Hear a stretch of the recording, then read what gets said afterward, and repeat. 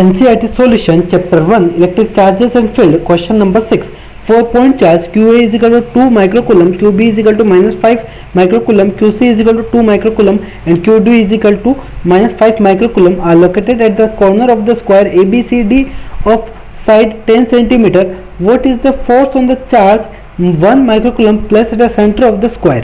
Okay तो अपने पास ये स्क्वायर है जिसके कॉर्नर कौन सा A B C और D कॉर्नर है जिनके ऊपर चार्ज रख रखा है, चार्ज का वैल्यू अपने को दे रखा है और सेंटर पे O मान लो पॉइंट है जिसके ऊपर चार्ज कितना है 1 माइक्रोकूलम है। इसके ऊपर फोर्स क्या है ये अपने को फाइंड करना है। तो देखो सेंटर O के ऊपर सभी की वजह से फोर्स आएगा, तो अगर मैं A की वजह से फोर्स देखूँ तो force on O due to A charge क्या होगा। अब देखो Q चार्ज पॉजिटिव है और QA भी आपका पॉजिटिव चार्ज है तो रिपल्सिव फोर्स होगा, तो ये force on O due to A होगा, राइट। ऐसे ही आप फोर्स ड्यू टू C भी निकाल सकते हो, तो force due to C on O क्या होगा, force on to O due to C ये होगा। ऐसे ही आप force on O due to B निकालो, तो B आपका क्या है नेगेटिव है और O क्या है आपका पॉजिटिव है, तो क्या होगा यहाँ पे अट्रैक्टिव होगा यानी इस तरफ होगा, तो ये आपका force on O due to B होगा। ऐसे ही force on O due to D देखो, तो देखो D आपका नेगेटिव है, ये आपका पॉजिटिव है, तो पॉजिटिव नेगेटिव अट्रैक्ट करेगा यानी force on O due to D।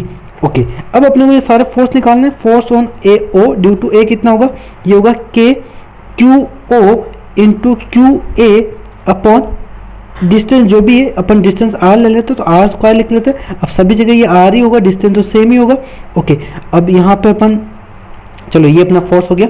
Next force on O due to B देखते हैं, तो वो कितना होगा K QO QB और r स्क्वायर, राइट। अब देखो यहाँ पे QA इज इक्वल टू कुछ गलत किया अपन ने, नहीं सही है, ठीक है। Next force on O due to C देख लेते हैं, कितना आएगा K Q0 QC upon r square और force on O due to D भी देख लेते हैं, कितना होगा K Q0 QD upon r square.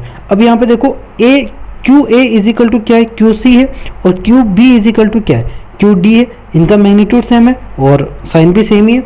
तो देखो यहाँ पे इसका मतलब ये बोल सकता हूँ कि जो A आ रहा है और C आ रहा है तो ये दोनों फोर्स इक्वल है। Force OA is equal to force OC किस में, मैग्नीट्यूड में, राइट। ऐसे ही आप B देखो BOD तो force on O due to B is equal to force on O due to D, ये भी इक्वल होंगे मैग्नीट्यूड में। देखो ये फोर्स अपोजिट डायरेक्शन में, जैसे O dot due to A देखें तो ये इस तरफ है और ड्यू टू C देखें तो ये इस तरफ है। अब ये दोनों अपोजिट डायरेक्शन में और इक्वल मैग्नीट्यूड है, डायरेक्शन अपोजिट है ना, डायरेक्शन क्या है अपोजिट है और इक्वल मैग्नीट्यूड है। इन दोनों फोर्स को भी देखो, B के force on O due to B और force on O due to D, right. दोनों अपोजिट डायरेक्शन है, डायरेक्शन क्या है आपका, डायरेक्शन तो अपोजिट है और मैग्नीट्यूड इक्वल है, तो क्या होगा इसका नेट फोर्स क्या आएगा 0 और इसका नेट फोर्स क्या आएगा 0, तो टोटल नेट फोर्स क्या हो गया O के ऊपर 0 हो गया ना। ये इसको कैंसिल कर दिया, ये इसको कैंसिल कर दिया, तो नेट फोर्स ऑन O क्या होगा, तो फोर्स ऑन O क्या होगा 0 होगा, नेट फोर्स ऑन O क्या होगा 0 होगा।